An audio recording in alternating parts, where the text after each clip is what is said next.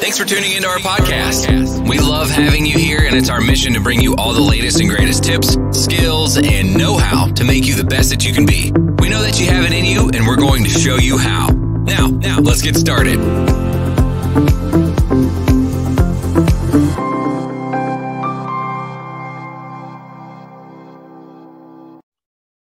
So if you're looking for disruptive mindset conversations that is literally going to blow your mind and transform your mindset 360 degree, shifting you to the life that you've always dreamed to have. Life-well-lived-by-omobola-stephen is the show you like to listen to with expert and professionals who have just the right information and insight that will literally going to blow your mind and move you closer to the life you've always dreamed to have. It gives me a pleasure to have Dallin Candland on the show today. Now, Dallin Candland is an author and also a podcaster. Welcome with me on the show today, Dallin Candland. Yeah, thank you. Thank you for having me. I appreciate your time. All right. Thank you so much, Dallin, for coming to the show. Now you focus on helping people grow in self-improvement and personal development, and that's what life-well-lived-by-omobola-stephen is all about. Now I'm looking forward to really work our time with you on the show. Now, Dallin is spelled Dallin. Right. So, Dallin, now you believe in having abundant compassion on oneself and on others. So, I'd like to ask you this question. What led you to this conclusion now? What's a particular experience that you like to share with my audience? I think a lot of it is that we're all at different parts in our journey. And so you can't expect to be at the same spot as someone else because there's limited spots for different opportunities, right? So like basketball team, I didn't make the basketball team. I got down to final cuts, and that happened in 7th grade as well. And so I ultimately wasn't chosen. For a basketball team, you choose like maybe 16 people. That's usually like the most you put on a team, at least for high school. And so I kind of had to accept that. When I didn't make the team, my mom told me, hey, just come up with me and love it and just appreciate it. And you could be the manager and you can create your own experience from this. And so she saw it as a win or a merging win. And so for me, trusting in that, what she was saying really helped pave the road that I am in a good place and I like where I am, even if I'm not on the team. And so I did track for 3 years as well to help me get in better shape for it. And that led to all kinds of different transformations and things, and all my grades going way out of the roof because I was able to see myself in a different way. And a lot of that was abundant compassion on myself when things fell short or when I made mistakes, because I surely made mistakes. But I've seen throughout the years since then, as I've done sales and done other stuff, it's like that abundant compassion is key if you really want to go through the door that you want to go through. Absolutely. Now, you basketball out. You just highlighted that now. Now, you never made the basketball team while in high school, and you know how it feels or what it feels to be excluded and how it feels to be included. Right. Now, what's your take on the importance of inclusion, right, and diversity in organization and also in our personal life? Yeah, there needs to be inclusion and diversity because, I played a lot of Pokemon growing up, and you need to have teams that cover for various weaknesses because everybody has different strengths and things they bring to the table. And if you don't celebrate what somebody brings to the table and really understand that, then you're going to just fall short. I played in a game last night and we had some people that are a little shorter than me. I'm pretty tall. And then there's some people that can do other stuff or better at passing. And I'm pretty good all around, but like you need to have some of those people that have confidence in other skills, because you can be confident in everything, but that's a little bit hubris, a little bit crazy if you're like, oh yeah, I can be the best drawer of all time and you've never drawn anything in your life. Like you're probably not gonna be that great at it. But if you have people that you've included, like my brother does a lot of graphic design and stuff, having him on my team makes a lot of sense with various projects. But to not include is to exclude yourself from tons of different opportunities. All right. Now let's talk about vision. Now, uncertain vision for one's life. I know this something that you're particular about. Now, how does a person get a clear vision for their life? And also, at what point do you think that they begin to, think on setting a vision? Because I believe that, there comes a time in a person's life, when you begin to, add put one or two together and begin to, come to the realization of so many things, right?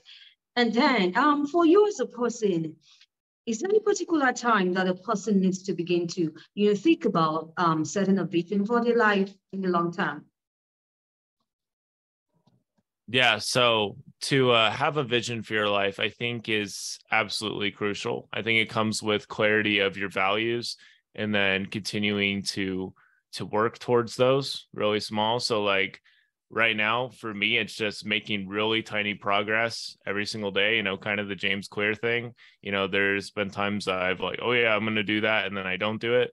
What I've really discovered is that running for me, I always see it as a win.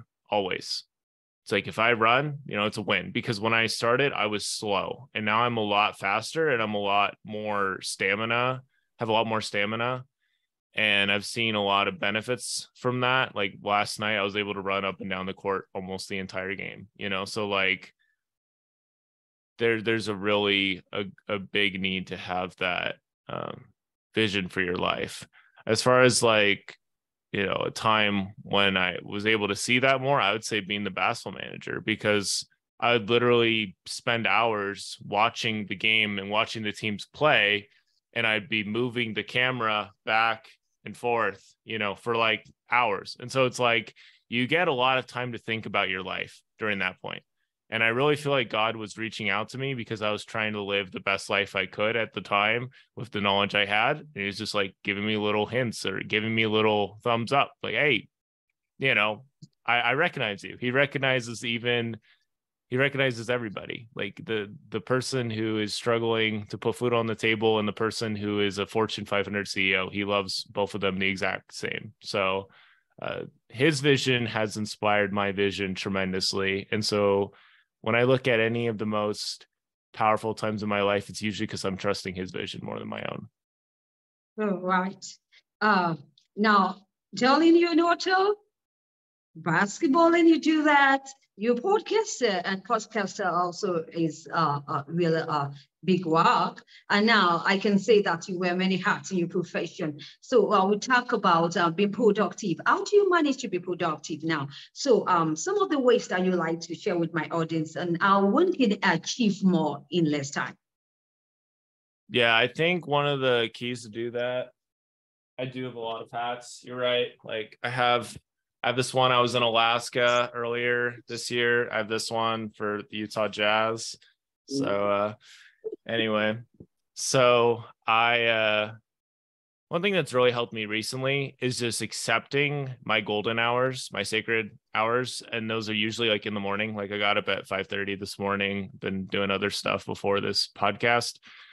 And so it's something I recognized in college, right? Because I had some classes that would be earlier in the morning, and then I take up my morning, I get home, I am tired, and I eat a tiny bit of food, and then I go to another class and I'm more tired because it's early afternoon and I'm crashing.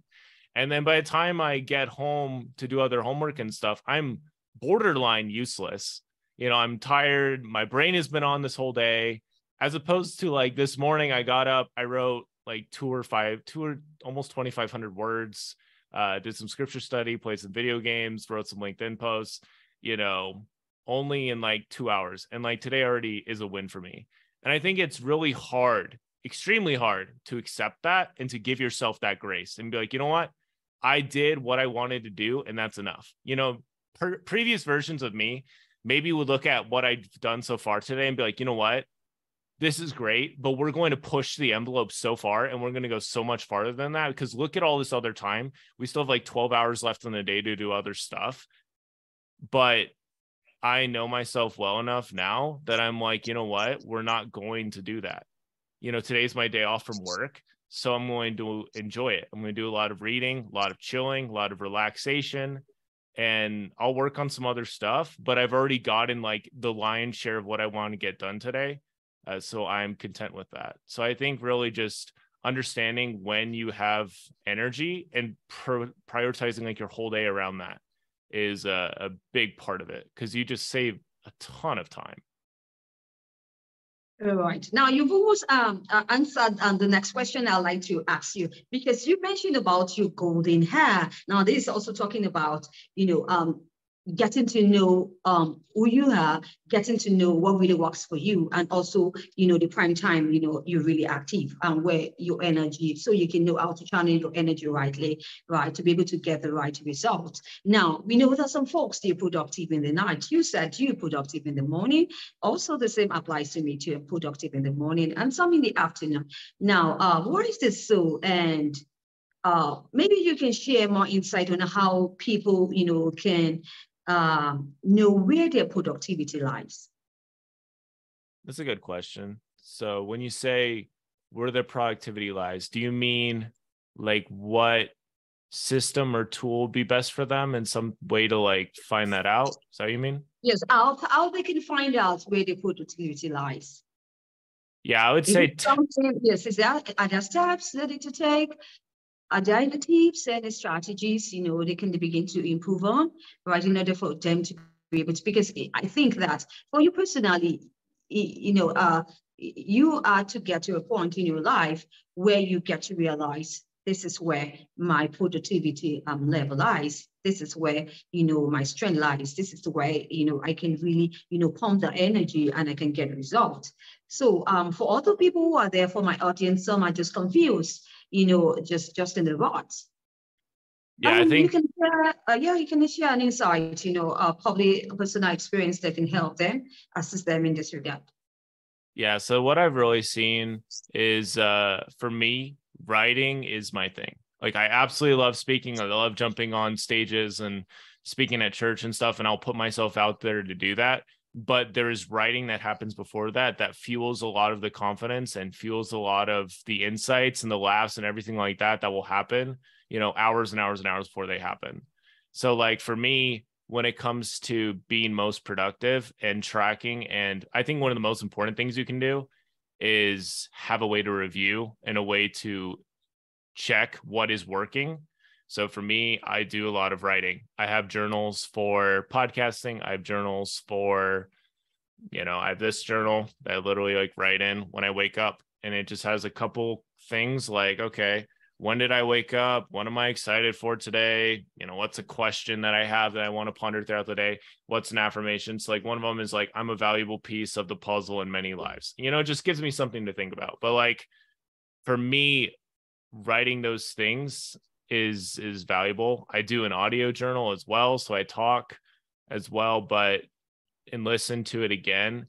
But for me, making things that I write and consciously write in, and making that a big pillar of how I put in my like productive checkbook, if you want to call it that, like that's vital. If you do better writing, or you do better speaking, or you do better at drawing, I'd recommend building your entire system around that one thing that you love doing. All right. Now, Dallin, what are you doing consistently to ensure that you're maintaining your productivity line? Are there steps, are there actions that you're taking, right, in order not to sway away from this? I think a lot of it's commitments. So I believe God keeps every commitment he ever makes. God is infallible, right? So like if he makes a commitment, I'm going to do this, he does it. If he says, hey, like, anyway. So like for me, I'm trying to adopt the same mindset to a certain degree. It's like, okay, if I say I'm going to do this, then I'm going to commit to it. So right now, one of the biggest commitments I've made to myself is I'm going to get up in the morning and get something done, because there's been times where I wake up, and right now I work at 10 a.m. to 3:30 when I have work. It's I work at a thrift store, and it's not the most glamorous job, and I can't work very many hours in the week, so I don't really have a ton of time to work on that. But like when when I don't get something done in the morning, it does kind of feel a little bit like a waste. I love getting to work, having already done a bunch of different things. And this is a pattern that I noticed, way earlier on in my life. And so, those days where I go on a run with the cross country team before doing anything else, is like, holy cow, dude, I've set my day up for success, like literally. So when I really prioritize simple stuff like that, waking up in the morning, and you nail it, then scale it, right? So when we nail the one thing down, we figure it out, we've got the house built, then we can build another house. If you try to build 50 houses at a time, you're probably not going to build any houses at all. And I've learned that from experience. So right now, the house I'm building is wake up, get stuff done. Right now, it's literally get out of my bed, write for as long as I want, and then video games and scriptures. So that's my routine, if you want to call it that. But I've tried so many different things, but it's like that works great for me because I love writing and I get that done early in the morning. So prioritizing around that is the key right now. And I'm sure I will have another one in the next month or so once I've nailed this one down more. Absolutely. Now you talk about pattern, and I love that word, right? Talking about patterns, also we also you've realized a pattern that works for you, and you key into that, and that's very important. And now moving away from that, I'd like us to talk about challenges. Now, for me personally, I have come to embrace challenges in life, because really it has made me to become a better person, and also I have grown in that path. I also understand, I know that you have challenges you've overcome, and also challenges are unique or peculiar to each and every one of us. So that's why we have a unique story to tell to the whole world. Now, for the benefits of the audience of life-well-lived-by-omobola-stephen, how can a person navigate their unique challenges in life? I think one of the advice from one of the members of the leaders of my church, Church of Jesus Christ of Latter-day Saints, applies here. So he was a Air Force pilot for many years. His name's Dieter Uchtdorf, if you want to look him up. And he talked about when you are going through turbulence, it'll be tempting to speed up. That's often when you need to slow down. So that's what I've been doing. After I graduated without a job and was frustrated with myself because I've put in tons of work into networking, my podcast and other stuff, I took a step back, was like, okay, well, what do I really want? And I learned that from being an FSY counselor for the church. I was helping out with the For Strength of Youth camp program thing. And that's where I got, this Alaska hat from. One of the places they sent me was Alaska. And so I learned a lot from that. But, all those experiences reminded me that God infinitely was aware of me in this circumstance, as with all others, and that he saw my life from the eternal perspective. So is this a little deep, but I believe that he really does see me, in all aspects of my life and what I will do and what I have done. And he sees it with perfect clarity and compassion. Right. And so once I accepted that and realized those things more anew, then I saw a lot more clarity. And so I looked at my challenges with a lot more excitement, and I started being a little more creative about things and involving God's help, because I'd asked other people for help. I'd asked other people for guidance, and oh, I think you should do this. I think this is your calling. This is it. And I would try, and it's like, this is not working. And it was kind of I wouldn't say against, but it wasn't 100% for what I felt like God was wanting me to do, which was to slow down and not try to speed up and try to grind it out, hustle it out, whatever. It's like, no, I need to really take some time. And so really take some time. For me, I do a ton of reflective writing about how I'm really doing. So take some time to do that. Take time out from hanging out with friends sometimes, or whatever, roommates. I love my roommates, but sometimes they watch shows. It's not that the shows are bad. They're great shows. I'm sure it's fantastic. I don't care. I recognize that my life is very, very, very, very, very, very short. as with everyone else's. I've had multiple friends die in the past year. I am not wasting time on something that I know is so small, something that I can catch up on in any moment if I wanted to. I could just pull up the show. However, the opportunities of today only really come once. And so, yeah, there's some that will be here tomorrow, but that's some thoughts I'd say. Slow down.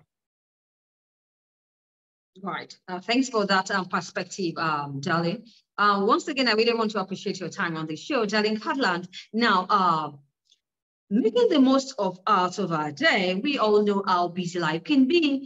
And are there any tweaks that you've had to make when it comes to making the most out of your day? Now, do you think this is a universal phenomena or universal principle which my audience, they can embrace? So I think a principle that the audience can embrace really is accepting change as part of life and appreciating it and looking forward to it. I mean, I know for me, when I'd watch those silly Disney shows from a while ago, and I'll say this again with TV shows and like with my roommates watching their TV shows, like this show's fine. My roommates are great, but it's like me being aligned with that identity of doing that. It's just no. I feel like I've already wasted way too much time, and wasted isn't the right word. I'd say I've spent it, with watching these Disney shows with family and stuff. I don't regret any of it, but it's like, I am not going to do that. If like my kids want to watch a show and I've already, and I see as a way to connect, same thing with video games. Sure, I'll do it. But accepting that change is going to happen, and it's a beautiful thing. I mean, like I loved in this Wheel Life on Deck, of like the characters, they're growing, they're learning things, they're getting better, and they're changing. Some people fall out off the show. They don't stay on the show very long, and that's life. It happens. But accepting that and embracing that and recognizing that when you take one person out of the puzzle, it gives you a way to put new people in. You have a lot more joy and you have a lot more expectation. So a quick little example I'll give is at the thrift store I work at, we have a lot of old books, a lot of really awesome books, modern books. I've gotten a couple Ryan Holiday books and other books for super cheap, right?